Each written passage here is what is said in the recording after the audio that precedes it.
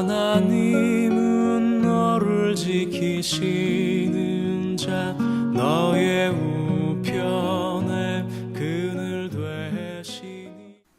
귀하고 복되신 생명의 말씀입니다.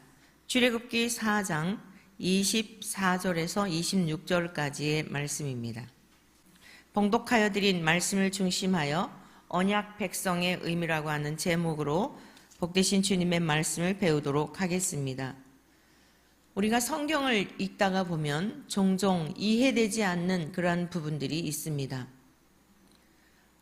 그 하늘나라에 사는, 그리고 하늘나라 백성이지만 이 땅에 사는 저와 여러분들이 하나님께서 명하신 말씀들을 다 이해한다는 것은 불가합니다.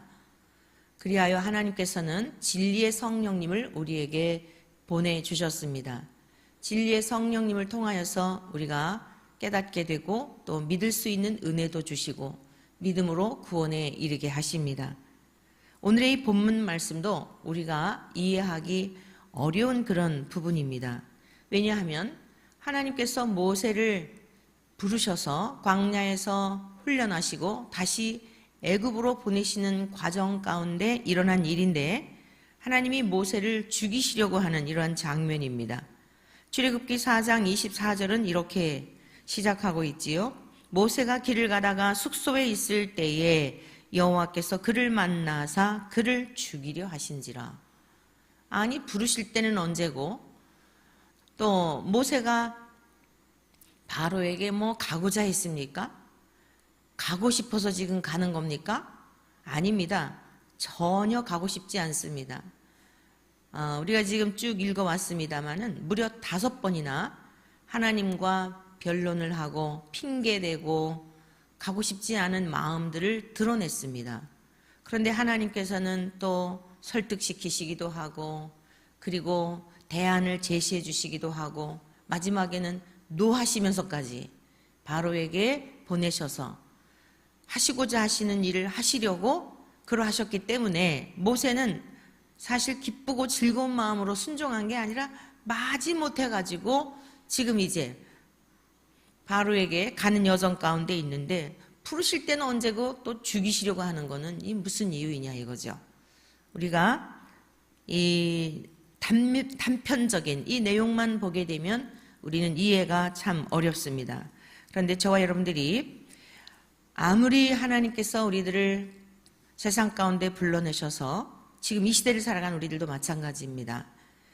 하나님께서 우리를 불러내셔서 예수님을 믿음으로 구원에 이르도록 우리를 이렇게 특별한 은총을 입었지만 끝까지 저와 여러분들이 우리가 특별한 은총을 입은 건 사실이지만 끝까지 하나님의 말씀을 따라서 약속하신 대로 따라가야 한다는 것을 잊으시면 안 됩니다. 오늘 이 말씀을 통하여 우리가 그러한 교훈을 얻을 수 있습니다. 그래서 첫 번째 얻을 수 있는 교훈이 무엇이냐? 누구라도 약속하신 바대로 믿어야 한다는 사실입니다. 하나님이 하나님의 백성을 향하여 언약하신 대로 믿어야 한다는 사실이에요. 오늘 저와 여러분들이 이 말씀을 이해하기 위해서 앞에 창세기에 나오는 말씀을 좀 같이 보시도록 하겠습니다. 17장으로 같이 가보십니다. 하나님은 아브라함을, 믿음의 조상 아브라함을 부르셔서 12장에서는 너의 본토 친척 아버지 집을 떠나라 라고 명하시어 내가 너에게 지시할 땅으로 갈 것을 명하셨습니다. 그리고 17장에서 하나님께서 이제 다시 또 언약을 하시는 갱신이라기보다는 다시 확증시켜 주시는 장면의 내용이 나오는데 17장 이렇게 기록합니다. 이렇게 기록되어 있습니다. 아브라함이 99세 때에 여호와께서 아브라함에게 나타나서 그에게 이르시되 나는 전능한 하나님이라 너는 내 앞에서 행하여 완전하라. 여기서 완전하다라고 하는 이 의미는 항상 너는 내 앞에서 살아라 이런 의미입니다. 항상 하나님이 저와 여러분들 우리의 삶 속에 저 멀리 계신 분이 아니라 늘 우리와 함께 하심에 대한 이 믿음을 가지고 살아야 합니다.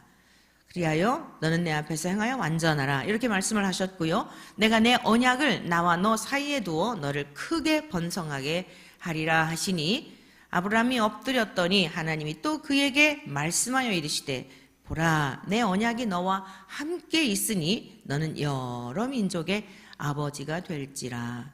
이제 후로는 내 이름을 아브람이라 하지 아니하고 아브라함이라 하리니 이는 내가 너를 여러 민족의 아버지가 되게 함이니라 라고 하시면서 그 약속을 하시며 이름을 계명하여 주셨습니다. 본래 이름은 아브람이었죠. 근데 아브라함으로 계명을 해 주시면서 내가 너로 심히 번성하게 하리니 내가 내게서 민족들이 나게 하며 왕들이 내게로부터 나오리라. 이 약속은요, 단순히 다윗 왕이 그리고 다윗의 후손을 통하여 여러 열왕들이 나오는 그 의미의 약속이 아닙니다. 이후에 우리 주 예수 그리스도께서 이 땅에 오셔서 구원자가 되시고 믿는 자들에게 구원을 주심에 대한 그런 약속입니다. 이 약속은 예수 그리스도를 보내주실 것임에 대한 이 약속을 다시 재확인하고 있는 것입니다. 이미 창세기 1장에서부터 어둠 가운데 있는 인생들을 하나님은 어떻게 빛 가운데로 인도하실지에 대한 것을 쭉 말씀하시면서 창세기 3장 21절에서는 첫사람 아담이 무화과 선악과 열매를 먹고 나서 자기의 수치스러운 그러한 모습들이 보여지며 무화과 잎을 엮어 옷을 만들어 입었을 때에 하나님은 가죽옷을 지어 입히시죠. 그리하여 장차 우리 인생의 수치와 부끄러움을 죄의 문제를 해결해 주실 것에 대한 약속을 해주셨는데 그러한 약속이 구체적으로 어떻게 이루어질지에 대한 것을 오늘 지금 이 믿음의 조상 아브라함을 통하여 다시 확증하고 있는 내용의 말씀입니다. 그러면서 7절에 이렇게 말씀하고 있습니다. 내가 내 언약을 나와 너 및 내 대대 후손 사이에 세워서 영원한 언약을 삼고 너와 내 후손의 하나님이 되리라. 할렐루야. 아브라함의 하나님만이 아니라 이삭의 하나님, 야곱의 하나님, 그리고 저와 여러분들의 하나님 믿으시지요? 이후에 우리 주 예수 그리스도를 믿는 모든 자들의 하나님이 되심에 대한 것을 약속하여 주신 것입니다. 그러면서 내가 너와 내 후손에게 내가 거류하는 이 땅 곧 가나안 온 땅을 주어 영원한 기업이 되게 하고 나는 그들의 하나님이 되리라.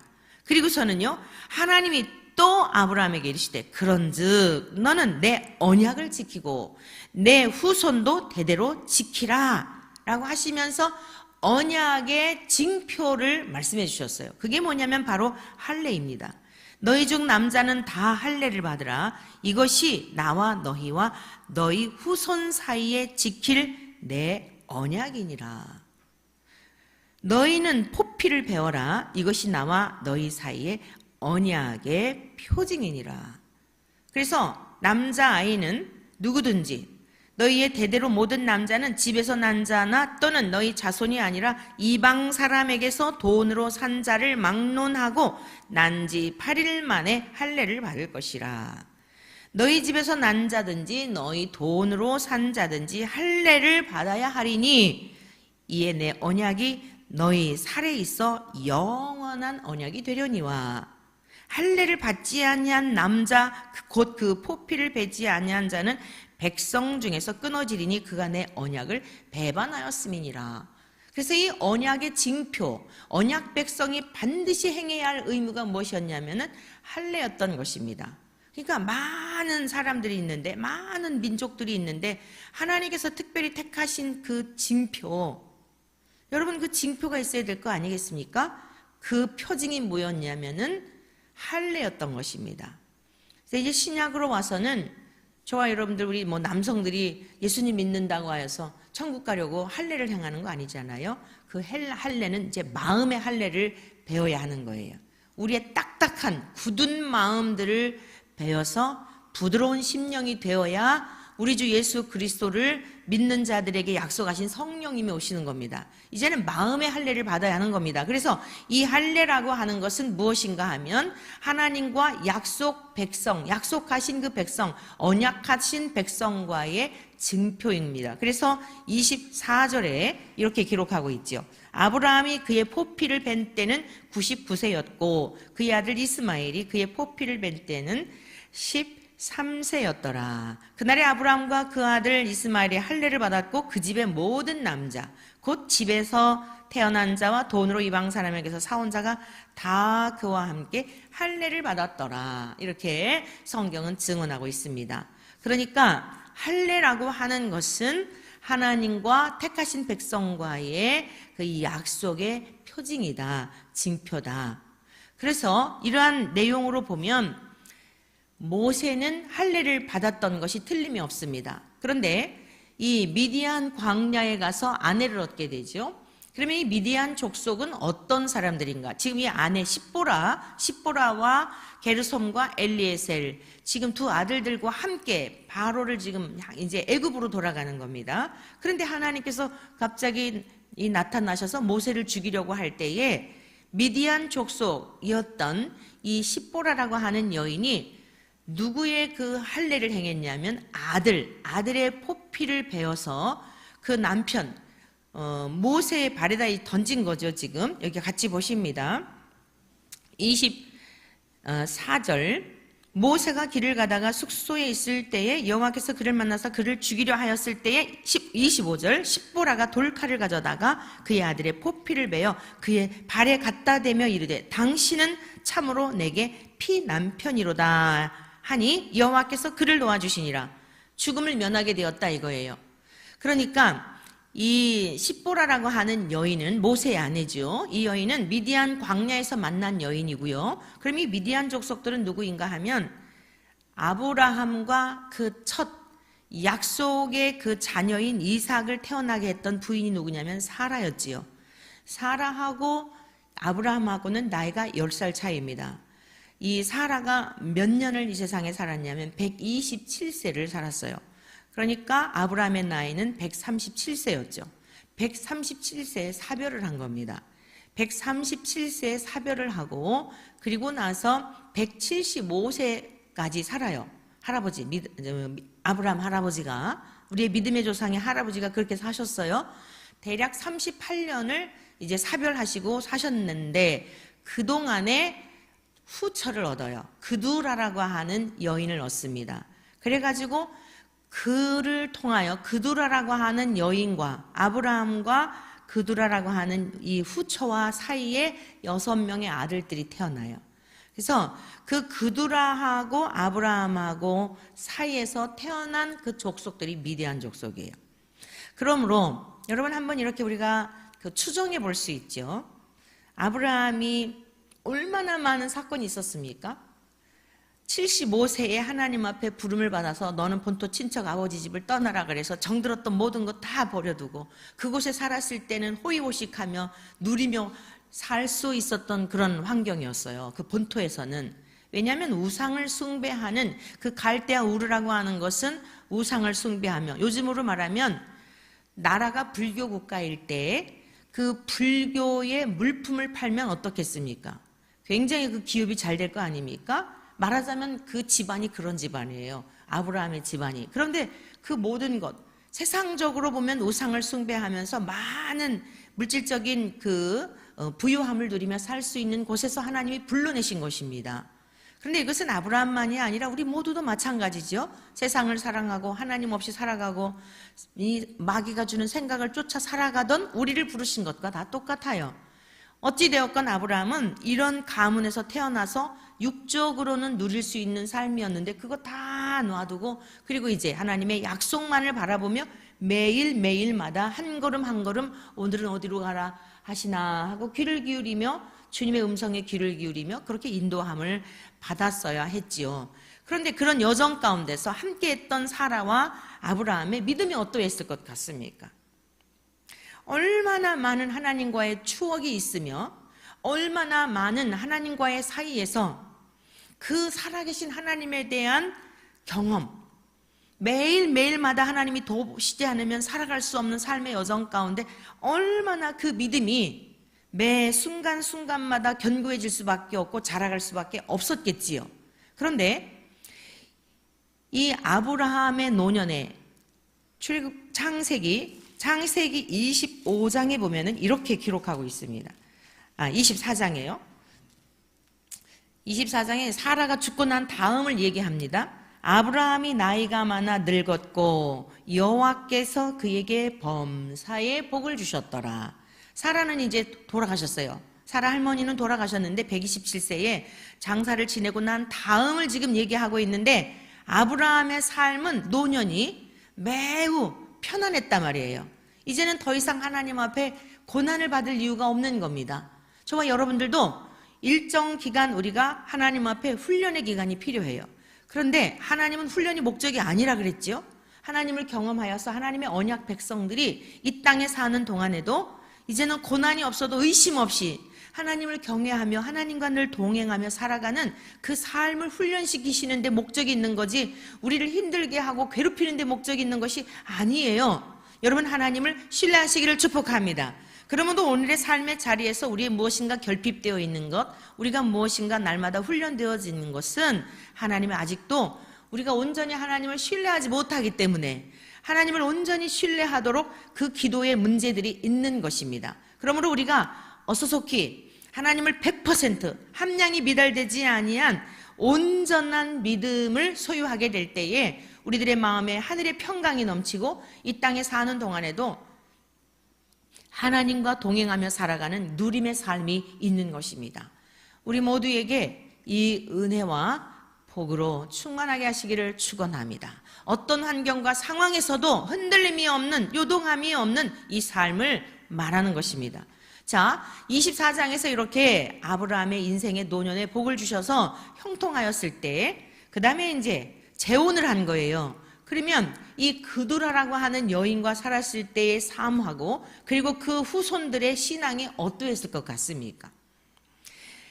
고난 속에서 힘든 중에 하나님 앞에 기도하면서 하나님을 경험했던 그리고 그 모습을 본 그 믿음의 후손들하고 다 편하고 다 일구어져 있고 다 무엇인가 갖추어져 있는 상태에서 하나님을 믿는, 그러니까 이 미디안 족속도 아브라함의 다 이 혈통이 그 피가 흐르고 있는 후손들이란 말이에요.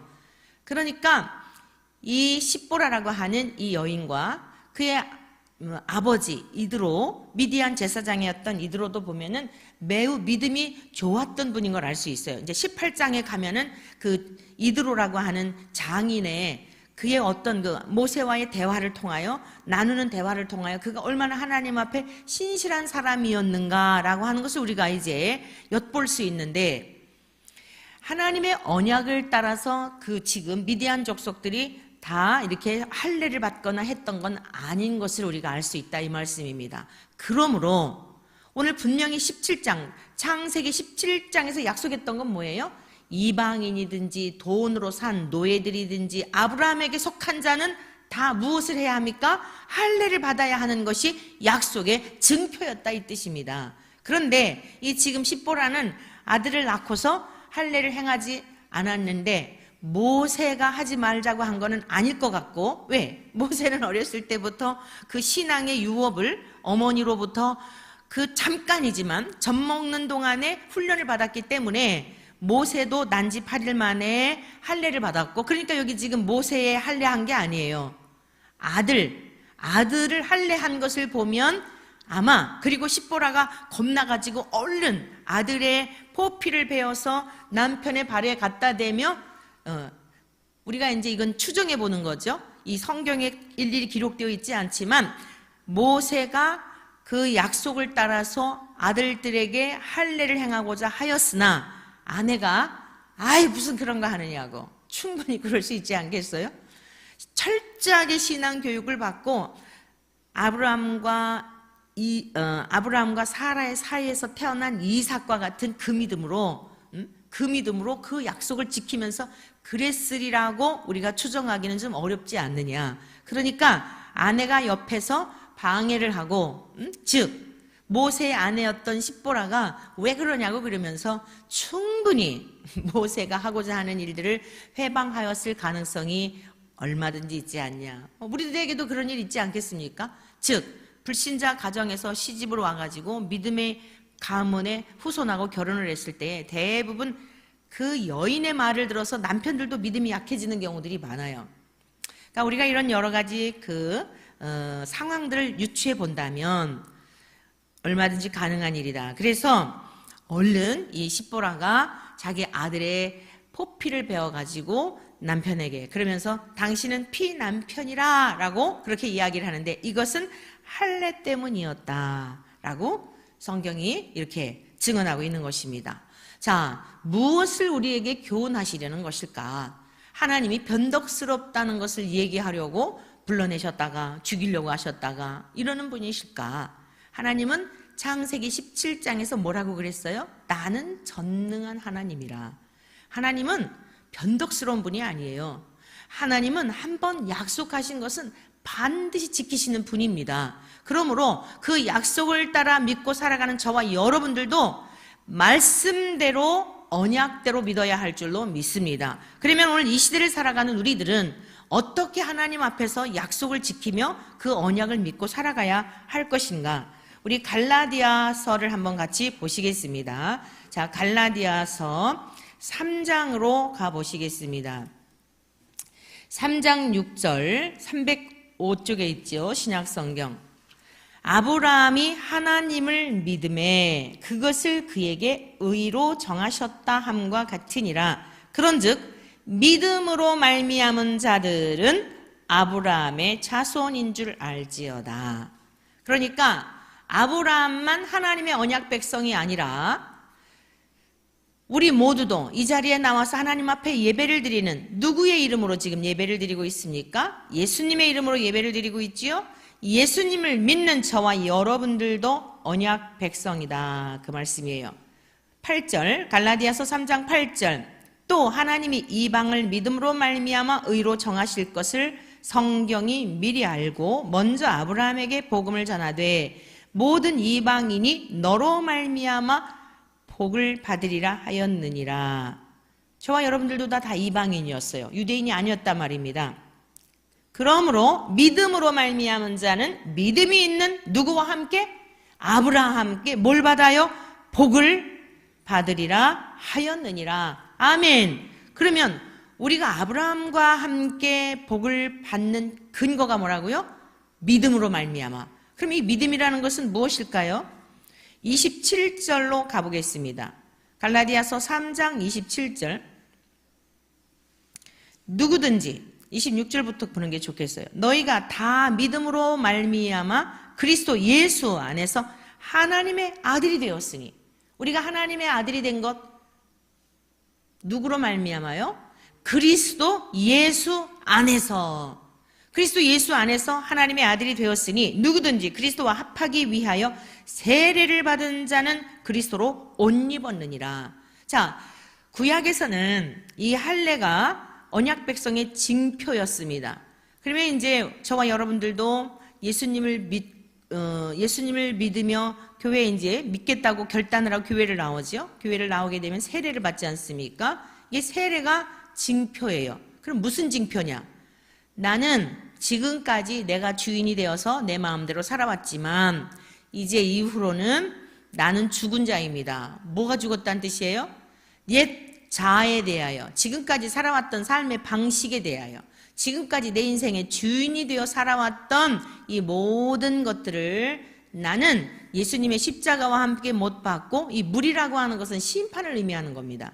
우리가 물 세례를 받는 것은 나는 이미 죽었다 이 뜻입니다. 그래서 원래는 침례가 사실 굉장히 성경적이다 생각해요. 물속에 그냥 들어가가지고 나 이제 완전히 죽었습니다. 물속에 누가 건져주지 않으면 살 자가 없잖아요. 그런 표식이에요. 나는 이미 죽은 자입니다. 그게 세례의 의미입니다. 그래서 진짜로 우리가 참된 세례라고 하는 것은 철저하게 회개한 자에게 주어야 하는 게 이게 세례예요. 근데 요즘은 너무 세례가 가볍게, 정말 안타까운 게 뭐냐면 세례가 너무 가볍게 다뤄지고 있는 것입니다. 사랑하는 성도 여러분, 여기 오늘 갈라디아서에도 이렇게 말씀하고 있어요. 누구든지 그리스도와 합하기 위하여 세례를 받은 자는 그리스도로 옷 입었느니라. 내가 죽고 예수님과 함께 그 십자가와 함께 죽은 자는 이제는 그리스도의 옷을 입고 살아가는 자들이에요. 그리스도로 옷 입고. 여러분들을 볼 때, 저와 여러분을 볼 때 나를 보는 게 아닙니다. 저 사람 예수 믿는 사람이야. 저 사람 원천교회 교인이래. 이렇게 본다니까요. 이게 우리를 얼마나 불편하게 합니까? 왜 세상에 나가서 전도 못하는지 아십니까? 내가 예수님 이야기하면 사람들이 나를 이 안경 낀 눈으로 보기 때문에 그때부터 구속당하는 거예요. 너 나와 다를 줄 알았는데 똑같네? 이러기 때문에 그러고 싶지 않아서 예수님 얘기 안 하는 겁니다. 다 전도라고 하는 것은 말로 하는 게 아니라 행동으로 하는 거야. 핑계입니다. 내가 예수님 이야기 하는 순간부터 사람들이 나를 다른 생각으로 보기 때문에 불편해서 그런 거예요. 오늘 여기 뒤에 있는 말씀 다시 한번 봅니다. 너희는 유대인이나 헬라인이나 종이나 자유인이나 남자나 여자나 다 그리스도 예수 안에서 뭐라고요? 하나이니라. 너희가 그리스도의 것이면 아브라함의 자손 약속대로 유업을 이을 자니라. 자, 오늘 이 시대를 살아가는 저와 여러분들, 아브라함을 통하여서 왕이 날 것을 약속하셨던 약속이 그대로 이루어졌습니다. 세상의 왕으로, 평강의 왕으로, 만유의 왕으로, 세상 왕 중에 왕으로 오신 예수님으로 말미암아 이 세상의 왕이 아닌 진정한 왕 중에 왕으로 오신 예수님을 믿음으로 말미암아 저와 여러분들도 언약 백성이 된 것이에요. 믿으십니까? 그러면 아브라함에게 약속하셨던 약속이 우리들에게도 그대로 응하여져서 하나님을 믿음에 이것을 의로 여기시사 하나님 나라를 유업으로 이룰 자가 되게 하셨다는 것입니다. 그러면 저와 여러분들에게 요청되는 게 뭐예요? 할례라는 게 뭘까요? 구별되었다는 뜻이에요.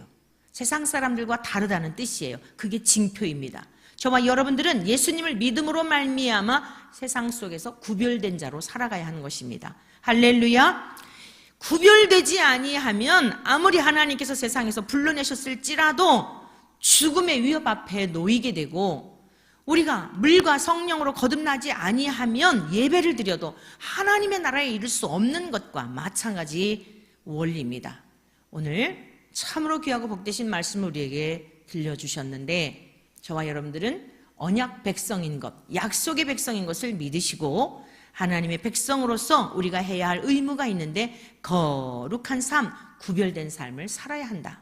예수의 사람, 예수와 함께 십자가에 못 박은 자가 되고 함께 세례를 받음으로 죽은 자가 되었으니 새 생명을 얻은 자로서 우리는 이 땅에 사는 날 동안에도 거룩한 증표, 예수의 보혈이 내 안에 있음에 대한 증표를 가지고 오늘도 거룩한 삶을 드러내므로 주님의 기쁨이 되고 즐거움이 된 우리 모두 되시기를 주의 이름으로 축원합니다.